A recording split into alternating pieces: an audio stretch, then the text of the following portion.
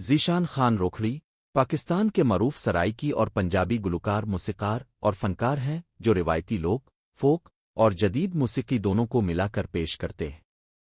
وہ خاص طور پر سرائکی زبان میں گیت گاتے ہیں اور اپنے دل کو چھو لینے والے بول توانائی بھرے انداز اور جذباتی آواز کے لیے مشہور ہیں۔ ایک موسیقی کی شروعات و کیریئر۔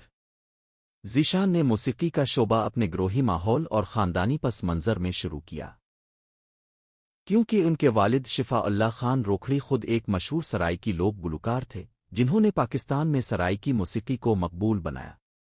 ویکیپیڈیا۔ ذیشان نے اپنے والد کے ساتھ مل کر پروڈکشن نامی میوزک لیبل کے تحت گانے ریکارڈ کیے اور یوٹیوب اور سوشل میڈیا پر شیئر کیے جنہوں نے لاکھوں لوگوں تک پہنچے۔ ایک ان کا کیریئر چھوٹے گانوں سے شروع ہوا لیکن جلد ہی وہ سرائکی عوامی موسیقی کے ایک اہم چہرے بن گئے، خاص طور پر اپنے روایتی جذباتی انداز اور دل سے گائے ہوئے گیتوں کی وجہ سے۔ نمایاں گانے و کام۔ ذیشان روکھڑی نے کئی گانے دیے ہیں جو عوام میں کافی پسند کیے گئے ہیں۔ ان میں شامل ہیں کام ایک مشہور سرائکی گانا، ایک دل نشین گانا جس کے بول اور دھن نے لوگوں کے دل جیت لیے۔ متعدد دیگر فولک اور لوک گیت جو ماحول اور محبت کے جذبات بیان کرتے ہیں۔ آپ ان کے گانے مختلف میوزک پلیٹ فارمز جیسے انیمی اور دیگر میوزک سروسز پر بھی سن سکتے ہیں۔ کام خاندانی پس منظر۔ ذیشان کا تعلق ایک موسیقار خاندان سے ہے۔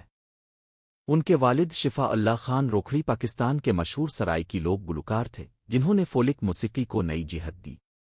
ویکیپیڈیا۔ ذیشان نے اپنے والد کے ساتھ مل کر موسیقی میں کام کیا اور اسے ایک جدید انداز کے ساتھ پیش کیا۔ بائیوس وکی۔ شہرت و پذیرائی۔